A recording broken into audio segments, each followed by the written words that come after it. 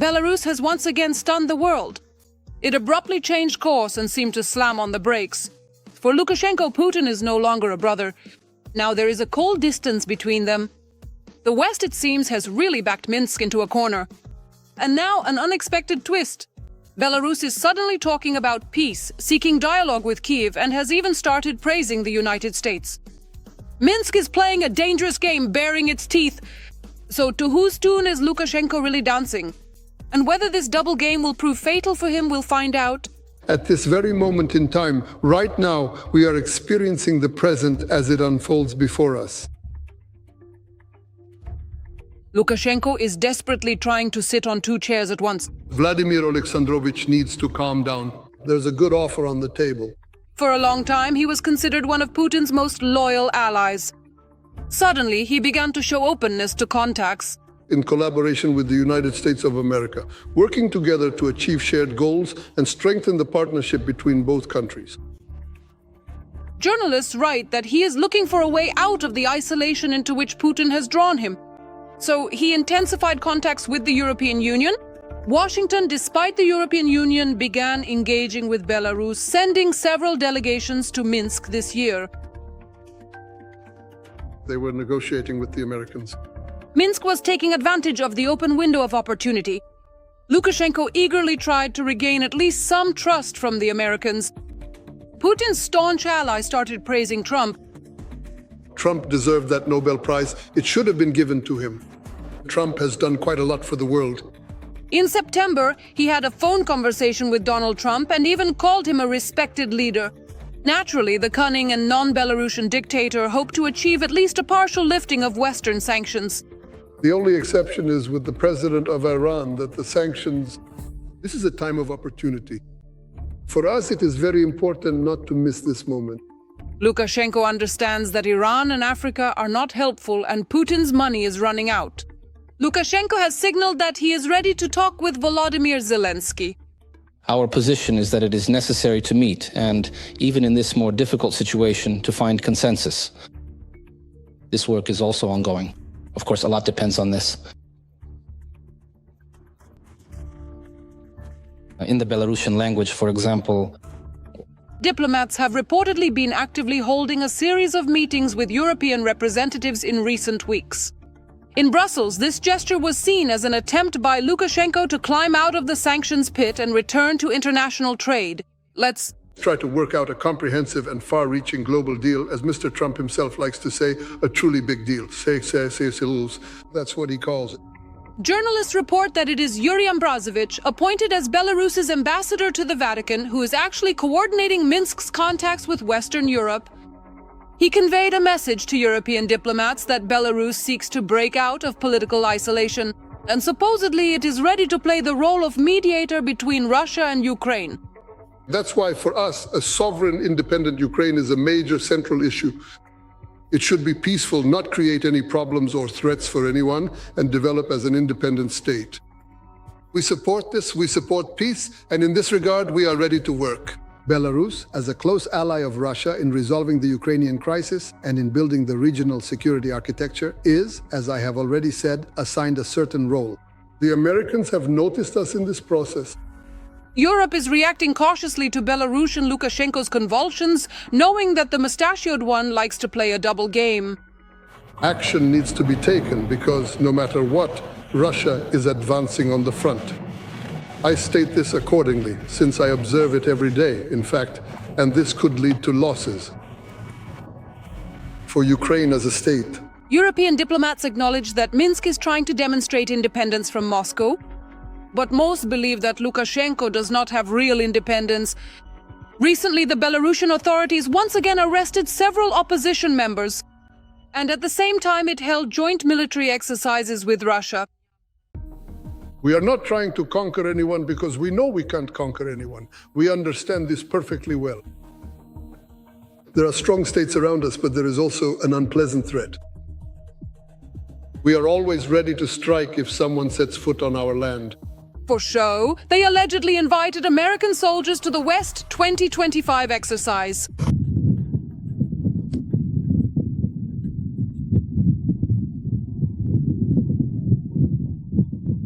While telling the US about his peaceful intentions, Lukashenko is playing along with Putin. For example, by proposing to build a nuclear power plant in eastern Belarus to supply electricity to the Ukrainian territories temporarily occupied by the Kremlin. And if a decision is made, we will immediately start building a new power unit or a new plant. If such a need arises, it will be built in Western Russia and in the liberated region. This government believes so. The issue of funding does not arise at all. Lukashenko is like a seasoned card sharp. He flirts with the West without letting go of the Kremlin's hand that feeds him. You said that the Americans asked you to pass a message to Moscow. Is there anything like that this time? Well, I will pass on all the messages and communications to him tomorrow. Such diplomatic maneuvers by Minsk, attempting to please both sides at the same time, usually end with one of the chairs unfortunately breaking. Every voice matters. Join our community, support independent journalism and help us bring you the truth from Ukraine. Become a member of Ukraine today. Join us now. Incredibly, the Far East is slowly slipping out of the Kremlin's control. Moscow is preoccupied with the war, while China and North Korea are quietly and confidently filling the vacuum. Beijing is pouring in billions, while Pyongyang is resettling people en masse. The region is turning into a foreign sphere of influence right before our eyes. For Putin, is this a defeat or the dictator's cold-blooded plan? All the details in the report, coming up. Russia is losing the Far East. Not officially, but in reality. The Far East, without any exaggeration, has become the most important factor in strengthening Russia's position in the world, our flagship in the new global economic reality. While the Kremlin is preoccupied with war, the region is quietly being divided by its neighbors, China and North Korea. I would call it a creeping takeover, a creeping migration. For now, control over the Far East remains in Moscow's hands, but there are more and more Chinese people there, and they are playing an increasingly significant role in the economy. But as they say, today they play a big role in the economy, and tomorrow they'll play a big role in politics. Over 1 trillion rubles in investments from China. It sounds like aid. But all of this revolves around trade, not the development of the region. That's why in China it's necessary to use Russian resources at a lower cost. And accordingly, they will have that opportunity. And so I think that the economic dependence of these regions on China will only continue to grow. Also, the Chinese have long ceased to be guests in Russia. The Far East is simply not needed. It should be given away to the Chinese. They want to give it away so much, they'll actually do it too. The Chinese can definitely come in and that's it. No one here will resist anymore. There will be no one to resist and nothing to resist with. According to various estimates, up to 2 million Chinese live from Vladivostok to the Urals. This is called settling these territories with Chinese people and in various forms. This includes both migrants themselves as well as mixed marriages from which children are born. And accordingly, this influence is getting stronger and stronger. These regions are becoming increasingly connected to China. Now, about North Korea. In the Far East, just in the past year, more than 15,000 North Koreans have officially arrived, and unofficially up to 50,000. And that's not the limit yet. Another 153,000 new labor contracts have already been ordered. Russia doesn't have enough of its own workforce today because so many people have been killed in the war.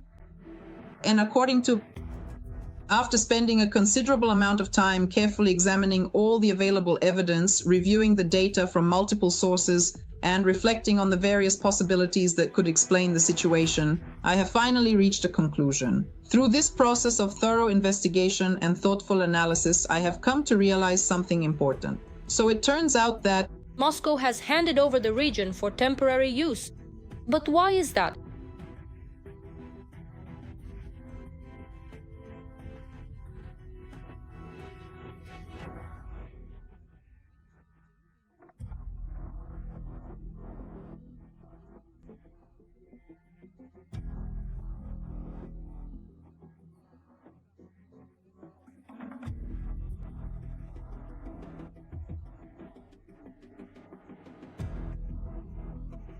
Okay, and the longer the Kremlin turns a blind eye, the more important the question becomes.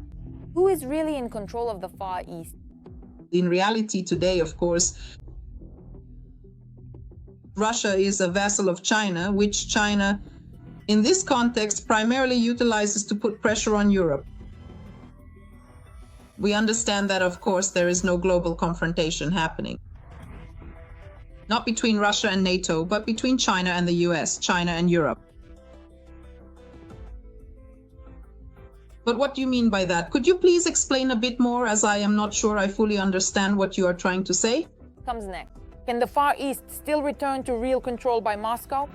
Or, on the contrary, will the influence of China and North Korea only... Will this trend, which has shown consistent growth up to now, continue to expand in the future? Or is there a possibility that its progress might slow down or even come to a halt? Or is it enough to have, let's say, today full economic control and tomorrow that will become total control, political control? It seems that while Putin is focused on seizing foreign territories, he is gradually losing his own.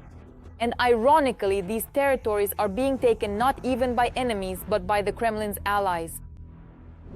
Crimea is on the horizon, a storm of retribution from the Ukrainian armed forces. Our forces are working precisely and mercilessly. Explosions are echoing one after another. Oil depots are burning, warehouses are detonating, airfields, everything is on the list. The Crimean bridge is in the crosshairs. Very soon, a swarm of drones will shatter the Kremlin's pomp, the grandeur of the Kremlin. And that's not all. Darkness has covered the peninsula. There is no electricity, gasoline has disappeared, and the local authorities are in a panic. Russian soldiers in chaos are hitting their own positions. So, is this the beginning of the end of the empire in Crimea? The answer is in the report right now.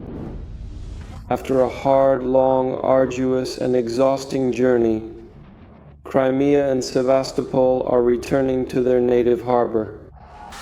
And that harbor is Ukraine. Crimea is being cut off from the Russian Federation, and the collapse of the Crimean bridge is just a matter of time, according to Western publications. There is already a total fuel crisis on the peninsula. Some areas have been left without electricity. There isn't enough air defense even for the most important sites, and the remaining air defense units in their confusion are now shooting down their own planes. We have to state that, as a military base, Crimea is becoming more and more inconvenient for Russia. Well, because there's no water. Yes, the last few days have marked a new reality of life on the peninsula.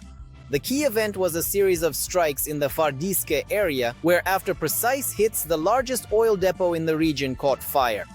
According to locals, the burning depot in Havardiske could be seen from the outskirts of Simferopol, with the glow visible for many kilometers. In Vardiska, there was a strike not only on the oil depot, but also on the military airfield, as well as on the Russian garrison station there.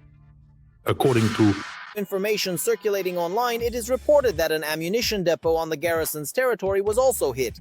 In addition, the oil depot near Feodosia has also partially ceased operations. This is the result of several attacks. Just this month, 11 fuel tanks were completely destroyed, as confirmed by satellite images. There's a very important story about the Feodosia oil depot. What is it? It's that it didn't just burn down on its own, but it burned down with the fuel inside, which was stored in those tanks. And that will be very difficult to replace. It's unclear what exactly was there, diesel or gasoline. But if it was gasoline, which is most likely at least partially the case, then this means that the losses are significant. This week, the losses in occupied Crimea will be significantly higher than they were the week before. So we wait. At the same time, each such strike is notable for the fact that it's practically impossible to extinguish the fire, experts say. The burning fuel spreads across the facility, causing neighboring tanks to catch fire as well. And yes, the fire can go on for days. The smoke from Feodosia covers almost the entire eastern part of Crimea. They say the flames can be seen from 30 and in some places even 50 kilometers away.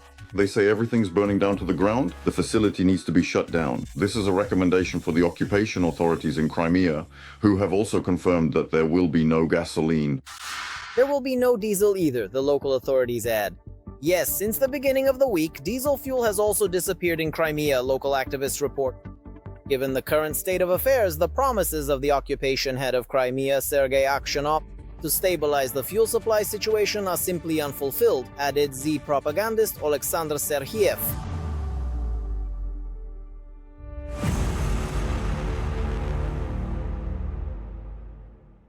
At the same time, the authorities are desperately trying to conceal the real picture of what is happening in Crimea. Thus, just over the past weekend, employees of the Ministry of Internal Affairs drew up at least 4 administrative protocols against residents of the peninsula for posts on social media. People in particular were outraged by the lack of fuel.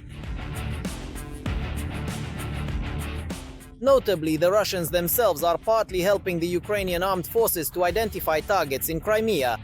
Experts have analyzed that you can currently find them simply by opening maps on the screen or on the display of your device. The internet is a global network that connects computers and devices, allowing people to communicate, share information, and access resources from anywhere in the world. It is used for browsing websites, sending emails, and participating in social media. The internet has become an essential part of modern life, making it easier for individuals and communities to connect, learn, and work together. There are certainly military facilities on Yandex Maps. Another factor contributing to the regular strikes in Crimea is the work of the defense forces targeting Russian air defense facilities on the peninsula. For example, recently the main intelligence directorate managed to hit the occupiers' latest radar system. We're talking about the Valdez system, which was developed to detect small-sized drones. The security service of Ukraine continues to systematically reduce the enemy's military, logistical, and economic capabilities to take action, both in occupied Crimea, in other occupied territories, and even on Russian territory itself.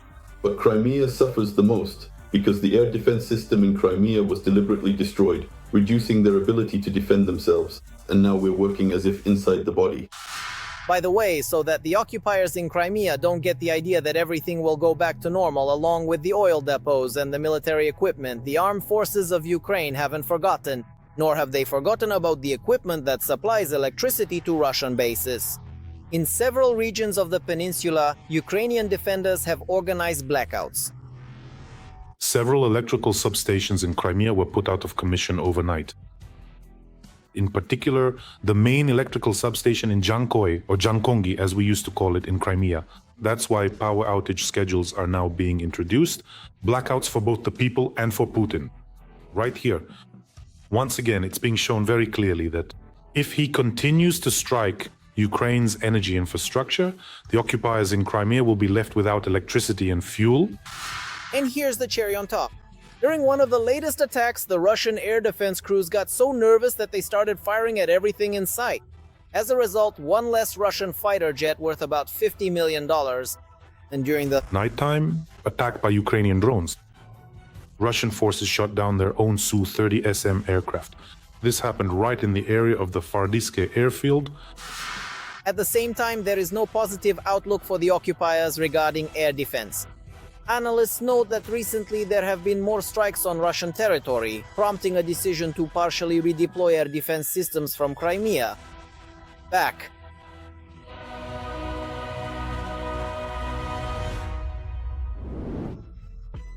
This was me, Darina Hatsakalo. Even more scorching news awaits you in our next episode. And in the meantime, don't forget to subscribe and leave a like. See you!